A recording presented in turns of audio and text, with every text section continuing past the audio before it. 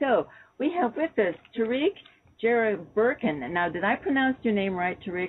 Yes, my name is Tariq Jeeroburkhan. Got some very interesting stuff coming up in terms of Canadian election politics. I don't know if that's such a big deal with your listeners or not. Well, we have listeners from around the world, and a lot of people in other countries are very much more sophisticated as far as political things go than a lot of the people in the U.S. And I'm not saying, I mean, there's a lot of people in other countries, of course, that aren't either. But I've been very pleasantly surprised by people around the world who know so much about what's going on in this hemisphere. And so I think that people are interested in Canada. And, you know, every time somebody mentions the Harper government, I see all these rantings all over the internet. And so I think that it's not the most popular government, sort of like the one in the U.S. What you learn in school growing up in Canada is that being active, vocal, that sort of thing in Canadian politics is sort of your civil duty. I don't know if that is the same feeling that applies in the United States so much as in the United States, I think feeling of patriotic and serving your country is your duty, whereas in Canada, it's more of playing an active role in participating in your democracy, maybe taking a stand on a specific issue, passing out leaflets or putting together a flyer or something like that. That's different. Yeah, that is different. Because here they would just as soon, you know, you have to pass the Constitution test or something, but that's about it. They don't really want you to get involved.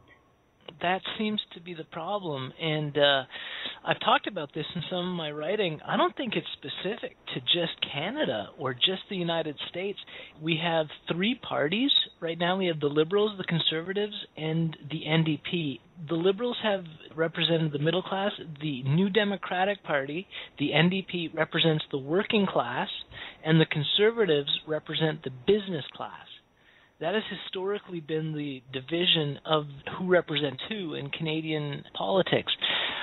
Now, we had a Liberal government in Canada for the longest time representing the middle class, and they were in power for so long that one could say that they grew a little bit comfortable in their position.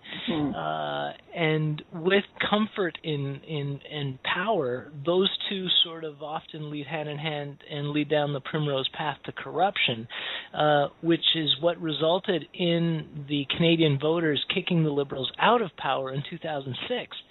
Now, it would have been the preference of many, many Canadians at that point in time to replace the Liberals with the New Democratic Party, who were the historic representatives of the working class. Problem was, though, in Canada, the Canadian establishment, the Canadian corporations, the Canadian businesses, the Canadian sponsors, they weren't ready to have a government that was an actual, true, honest representative of the working class. So what we got was the Conservative Party instead. Now, what's happened over the last 10 years in Quebec specifically is that the corruption that people had identified with the Liberal Party have slowly but surely transferred themselves into the New Democratic Party, the working class party. And that sort of, once again, leaves us in the lurch in terms of, as Canadian citizens, who are we supposed to vote for to represent us? Because we clearly know who represents the business class and the corporations, but who represents the working people? So opposition is a better place to be than third party? When the government has a minority, when there is a possibility that opposition parties, by working together, would be able to upset and question the confidence of the government in-house, therefore bringing down the government, sometimes third party is the best place to be because you actually hold the deciding vote in your hand, whether or not the government will stay or whether or not the government can go. And that has been the specialty of the New Democratic Party in Canada over the last 50 years when we've had minority governments. What Canadians were interested in seeing, what their working class base of support was interested in seeing over the last maybe 5 or 10 years that they've stepped up and replaced the Liberals as number 2 in the polls, is that the NDP, the New Democratic Party, could actually be leaders themselves, can actually make the decisions and take the lead instead of simply protecting the interests while others above us supposedly took the lead themselves. Okay.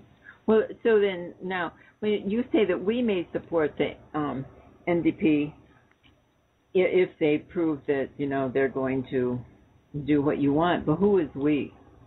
I think we is the working classes. We is the people of Canada. That's a general description of we. We switched our votes so that the change of corruption and ending this dependence on corruption that the political parties in Quebec that we elect to represent us seem to have ends. But if the NDP is just going to provide the same corruption as the Liberals before them, then we're going to have to try to find another representative. What do you say to overthrowing the system and doing something totally different? That's what we've all been waiting for. It's not so much that the system itself is broken. It's more that the system itself has been so perfected by the corporate powers that use the system because to it's manipulate a capitalist us. system. We know that Exactly. capitalism doesn't work. So as far as trying to, mend something that doesn't work, in my opinion, it's better to get rid of it and try something different. Absolutely. The purpose of capitalism is to separate the resources from the rich from the poor and to keep the resources for the rich. Yeah. Now, as the poor, if you want to use that black and white comparison. A lot of people are falling into that who 10 years ago didn't. But, use the word poor because that's what it is.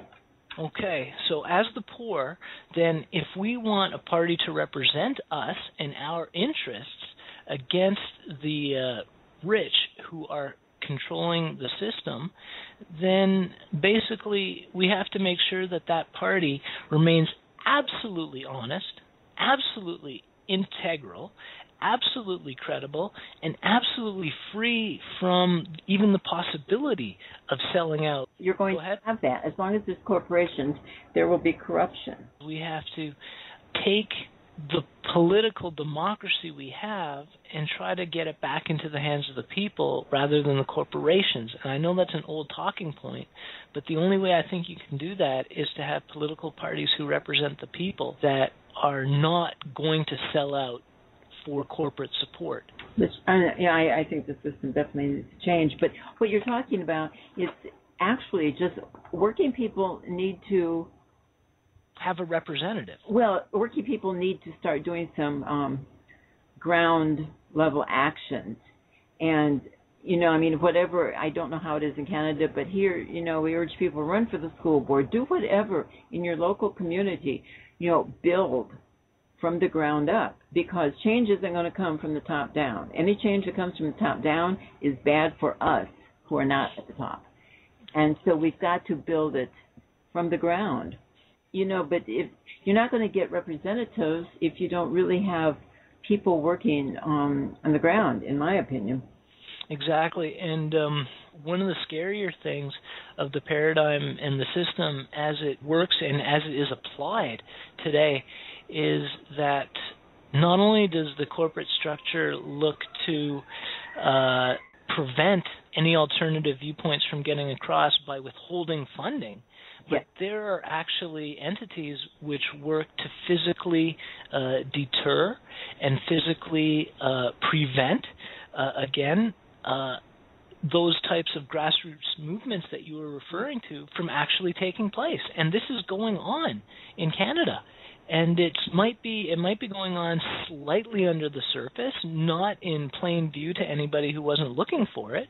But if this is going on in Canada and in Canada's electoral ridings in 2013, imagine how easy it would be for the same corporate sources to do the same sort of thing in a Latin American country and control their elections the same way. Yeah. Because, and I don't know about Canada, but, the United States has done a lot to try to screw up Latin America. I mean, they have installed horrible people as dictators and, ran out by killing people who were legally elected. Right now I'm talking with Tariq, let me say this, Jeeroburkhan.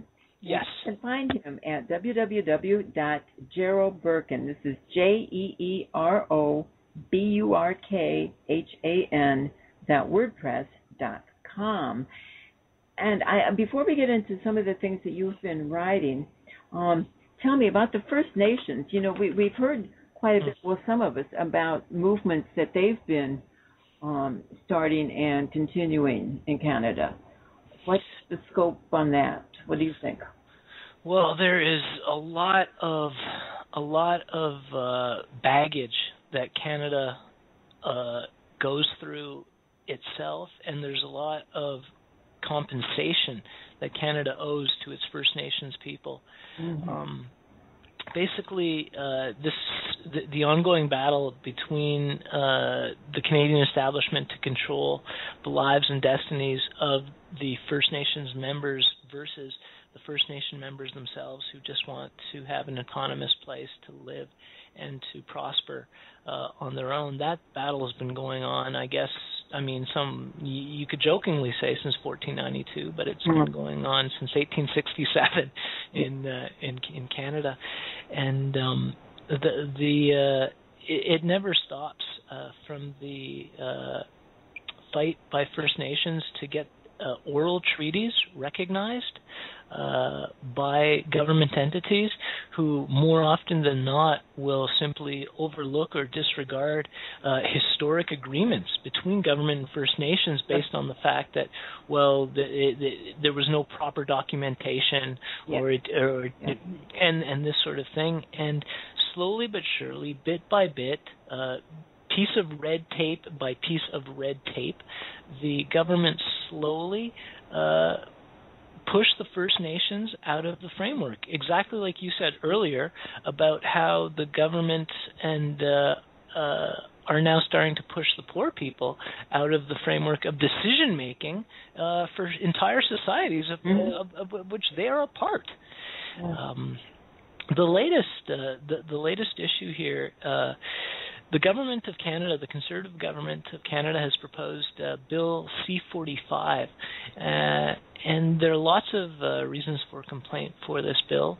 There are a few good things in it, but there are a lot of reasons for complaint, and one of the biggest issues that the First Nations have with it is that the bill would allow for the government to lease First Nations land without having to first get consent of all the members of the First Nations who that land originally belongs to. Sure. And this was just another step too far for a lot of the Aboriginal groups. There was a new protest group. I really should know a little bit more about the origins. I believe that they were started from four women working together. The name of the group is Idle No More, right. And it is a movement based on sustainability of a just society and sustainability of a living environment. So you might have a piece of legislation that's great, but if it's not sustainable, if it's not going to create or enforce a just society, make a society more just, or if it's not good for the environment, or if it's not sustainable for the environment, then it's basically not good for the First Nations ideals and perspectives that this group Idle No More is representing. And they had a really amazing stand on Parliament Hill in Ottawa. Over several weeks, there were weekly vigils and lengthy stand-ins, and it's just stonewalled. It's just ignored because, as we mentioned earlier in the program, the current government in Canada is a majority government, which means that no matter what they do, they cannot be brought down on a single bill or a single issue. They can only be brought down by a federal election or a scandal. So once again, a majority government sort of takes the high road or hides behind its numerical majority. Well, you've talked to a couple different representatives on the radio shows. So yes. Do you have some hope? Oh, absolutely. I mean, okay. Absolutely. Well, 100% there's hope here. the hope couldn't have been made more clear, and I know I'm going back in time, but the hope couldn't have been made more clear in 2006 when Canadians, especially Quebecers, recognized that the government at that time was corrupt, and they voted them out of office. And the sign that gave us all hope was that, hey, you know what? We actually have a Quebec population. We actually have a people. We actually have a Canadian population who are willing to do something when there is a corrupt government in place, simply more than look to see who can get the more of the fallout from the trough for themselves, which had previously had been sort of the Canadian reaction to corruption or the Quebec reaction to corruption. But since 2006, we saw that Quebecers want different. Unfortunately, the first purveyors of change that Quebecers selected to represent them may or may not have been the appropriate representatives. That will remain to be seen over the next couple of months, especially because we're going to have an election in Canada within the next 15 months. And that is when things are going to really get hot and heavy. And my inside information says there may be an announcement as to when the election date will be as early as October 25th of this year. So you don't, in Canada, you don't have the election date set way ahead? Absolutely not. Which gives that then. That's what gives even more power. That's what gives even more control to the governing conglomerate, if you will, that controls Canadian politics. Which is, and it's the same thing in the United States too. Think of someone like Bush or think of someone like Obama. The Republicans and the Democrats and the political representatives of every Senate seat and whatnot, they come and go at the elections. Right. But it's the corporations, it's the corporate sponsors. Well, they remain. They have no mandate. They don't have 4 years and up. They're the ones who basically decide who is going to be their mouthpiece for the next session, then for the next session, depending on who they decide to sponsor. Right. And that seems to be how it works in Canada too. And as you totally perfectly pointed out, because Canada has no set election dates, the power that the corporations and the corporate entities in Canada have to control the political conglomerates, it's beyond belief. It seems to me that it's been the people in the back rooms and the sky lounges of the corporate establishment who've been controlling Canadian politics for the last 20 years, simply choosing who gets to form government by rewarding those who agree to push their agendas with their sponsorship. And that seems to be the way it has worked, basically, in this country for as long as I've been paying attention to politics, which is why we get into some really, really shady territory when we talk about a working-class representing party breaking into that conglomerate. We don't have the money. And not that we would want to be that immoral anyway, but even if we wanted to, we don't have the money backing us. And because working people are working people. They haven't gotten a bunch of money on the sweat of other people's work. And so they don't have it to go around bribing, lobbying, whatever you want to call it, paying off the politicians. So that's why it seems like the system has to go. So what could we do then? Let me just ask you this, personally, all politics aside, instead of working to break down their system, could we simply work to create an alternative system for ourselves? That would be lovely if we could just put them on an island somewhere, which is what some people suggest. Sending our people from D.C. and putting them all someplace and letting us do things. I think that would be very hard, what you're saying. I personally do see revolution, and I see revolution coming in the streets. And I think it's not going to be like some people think. I think it's going to be them against us. Them being the government, the military, they're going to make the first move. I think they've already made the first move by hijacking our democracy and then using our tax dollars to pay for our own sort of censorship. Yeah. You know, they use our tax dollars for the security that they use to censor us with. To take our rights from us. And instead of working on the, now I don't know about Canada, in the United States, 1 out of every 4 children is going to bed hungry. And instead of, doing anything about that, they've cut different programs because they don't have enough money. But yet they have enough money to go kill people in other countries all the time. That's what's absolutely mind-boggling in terms of the priorities of the corporate establishment vis-a-vis the priorities of the people whose tax dollars that they're actually responsible for spending. Mm-hmm. I just want to address that point you made about sending them all to an island. The problem is, you know why they'll never go to an island? Because they still have access to our tax dollars here. Yeah. I think that cut off, totally. Do you think that this is possible? That in order to create our own system, we simply stop paying into theirs? Sure, it is, and it's been proven time and time again that, like the income tax in the United States, it's not legal. It's, it's not hard to find that, but yet people, and I don't blame people, they're afraid not to pay it because nobody wants to go to jail. Lose their job, lose their family, or see their family having to move from their house while, one of the parents or somebody's in jail because they've got it so, over a individualized. I would say they've got us so thinking that we're all on our own.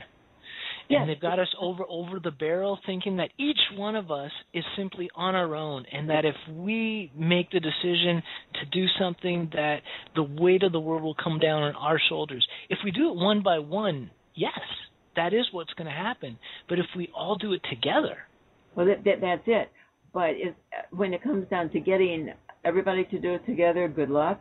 They say that when you reach a 10% pretty much a consensus or something in some of these matters, you've got it made. If you've got 10% of the people who are active and gung-ho, you will, by having them do what they do best, you will get a lot more people on their side.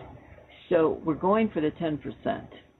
Okay, that's a start. That's a start because that means that at the very least we would be having more than 1% of the population having a say in where our country's going, which is sort of what we've got on right now. I have now. Yeah. That's. I did want to mention a couple things that talk about in one of your blogs. You wrote about the family, like the government quote unquote family. So who's included, who's excluded? Is it only the 1% that's included in this family? Now the government people are not in the 1%, but they're part of the family, right? There are lots more Canadians who consider themselves to be part of the family than actually are part of the family. Okay, like middle class, maybe higher middle class. A lot of people don't like to just say, I'm poor, I'm working class. So they keep saying, well, I'm middle class, I'm upper middle class, even though it doesn't mean what it used to. So they would consider themselves part of the family, maybe? I think they would. Mm-hmm. I think they would, but what it boils down to is how hard do you have to struggle in life? Mm-hmm. The reason why the 1% has its paws into the resources of the 99% is so that they don't have to struggle for anything. They basically let the 99% struggle amongst themselves, and the 1% uses the profit margin for their own party, I guess you can call it. And it sort of comes down to the same thing for the family. My personal thesis is that the decisions of what laws and legislations get passed in Canada are decided years in advance by the corporate structure, which basically decides which party is going to be in power at which given point. Sometimes there can be surprises caused by the people when they stand up and vote for a party that they know is not one of the corporate representatives. But basically the way I see it is that the legislation is going to be passed anyway. The laws are going to be passed anyway. They are planned out years in advance. When a party is elected to be government, their job is simply to promote the laws and legislations that were going to be passed anyway. And when a party is voted into opposition, their job is simply to oppose. And in the big scheme of things, my thesis is that all the parties are working together because they're all trying to curry favor from the same corporate sponsors that come from the Canadian establishment. Okay, well, you're saying the same thing I say here about the Republicans and Democrats, then, that it's a uniparty. Exactly. So that's the family. Yeah. And that's depressing. Tariq, that's just plain depressing, isn't it? Yeah. The people think they have the power to elect, when really these people and parties are selected, not elected, but they're selected. Exactly, except that that selection is now coming at the expense of the people. You referred to that upper middle class, and where do you think that they would fit in? Do you think they would fit in among the deciders, or among? And it seems to me that that upper middle class basically are simply what are referred to as the actors, the mouthpieces. They will say and believe what they're told to. Exactly, and the ones with the most credibility will get the responsibility of voicing the corporate agenda to the people. Okay. Yeah. And that and based on their credibility is why they are selected for representing the people, but not based on their credibility with the people, but based on their credibility and the loyalty that they've shown, and their maybe malleability that they've shown, their ability to be manipulated by the corporate entities which use these people in the political rotation as their mouthpieces. Yeah, well, and we see that here sometimes with movie stars and some Hollywood names and sports figures. Absolutely. And you know, it's like all of a sudden, you know, somebody who comes out of whatever, who doesn't seem to have two pieces of brain to rub together. That I'm putting a lot of whatever. But, I mean, they don't seem like they have, you know, and all of a sudden they're spouting this wonderful rhetoric. And it's like, okay, who wrote this for you? And what did they pay you? And I think that's the stage that we're at now in Canada, and I think that it's the stage that the United States was actually at when Obama first came in. I think the United States was at this stage in 2008 after Bush, and Canada is at this stage now. It is the stage where the corporate profit margins, which have been driven and have increased because they have lowered the standard with which they've treated the people, and they've raised their profit margins by lowering what they give back to the people. We're at the point where they simply cannot squeeze any more blood from a stone. We've given all we have to give. We have nothing left to give. They can't take away anything else from us to increase their profit margins. The only way they can increase, the corporate structures can increase their profit margins through us going forward, is by working together with us. They can't take anything else away from us. There's nothing left to take.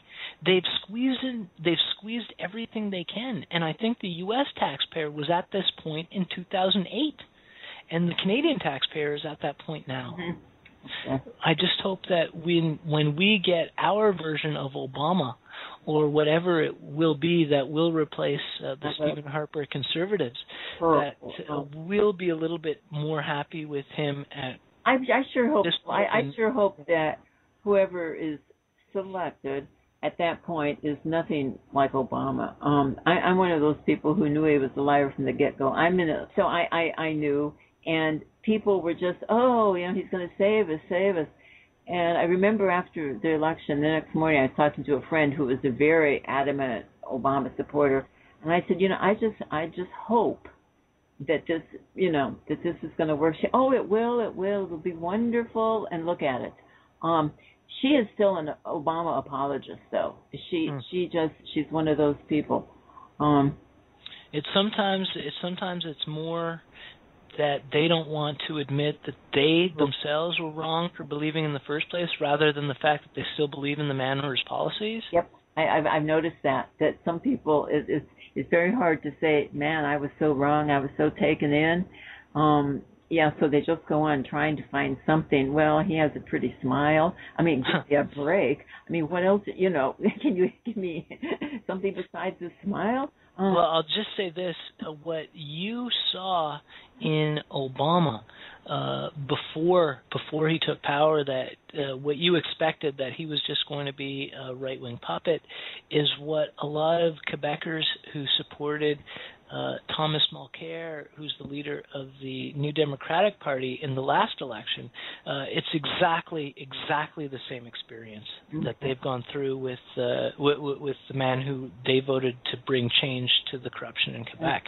And that's such a I know people just have to see. I don't feel betrayed because I never believed him. Good way of putting it. Well, I mean, sure, he betrayed the country. He's betrayed everybody, but I don't take it personally because I didn't believe him. So he has surprised me. But people who really did, they take it as a personal betrayal, and that's very hard to stomach. I know that. Yeah, especially when they take it out on those around them instead of aiming up, because up prospers when those of us who they all contain and control take out our frustrations against ourselves rather than pooling our forces. and I know that there is a lot of cynicism against us ever being able to work together from the base of the people to ever overcome the financial stranglehold that UP has, but I gotta hope that there's still hope out there at least. Yeah. I am optimistic. I think somehow what we're all doing, and I think it's going to make a difference, because people will tell us, "Wow, okay, now I get it," kind of thing, and we're not doing it to hear that, but it's nice to hear it. But I think that people are waking up, and they're really tired. And if Occupy did nothing else, and I mean, people have different views on Occupy. I think it was wonderful myself. But what it did was start to empower people and show people that they can do something, and other people are feeling what they're feeling. The biggest benefit of the Occupy movement is that, okay, you used the word, it empowered people. I think the biggest benefit of the Occupy movement was that it made people realize that they should not be afraid to use the technology that in some cases they've been harnessed with for their own advantage. Yes. And not simply allow themselves to be used by UP for the advantage of UP, because UP has us intimidated into thinking that this technology is only for their use and that we're criminals if we use it ourselves. Exactly. Well put. I think that is the power of the Occupy movement, and I think that it will not only spur a lot of confidence in people moving forward, but I think that movement hopefully will trigger something bigger, something more inclusive, something.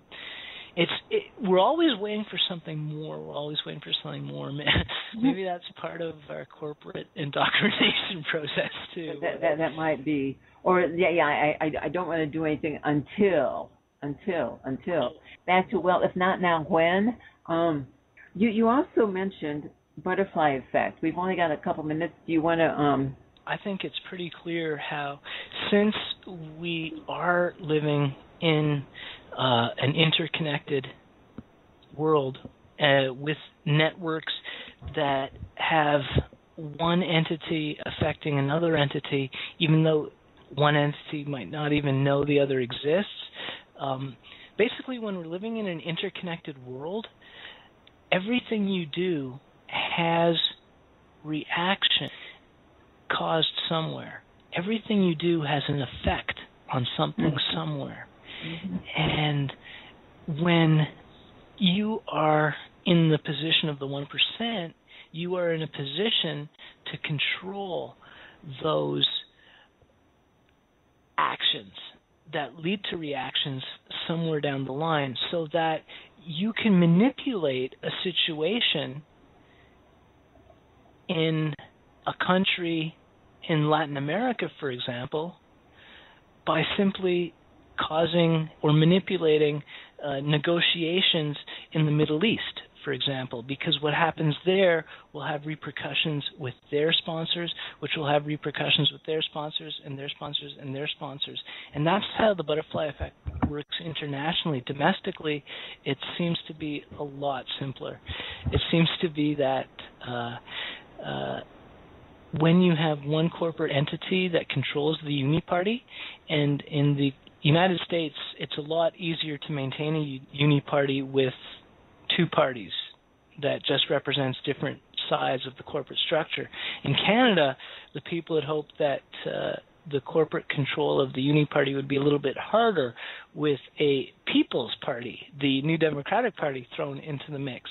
But the butterfly effect is still there. It's still very clear, and it's very, very lingering, which means that over the last 10 years, what we've seen is a total effort by the corporate establishment to take control of that New Democratic Party and take control of that People's Party. Sure.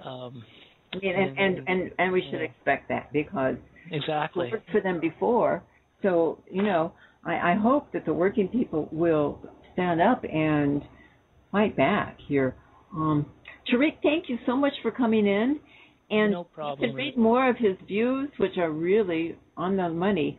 Yes. You can find him at www.Jeeroburkhan. This is JeeroBurkhan.wordpress.com.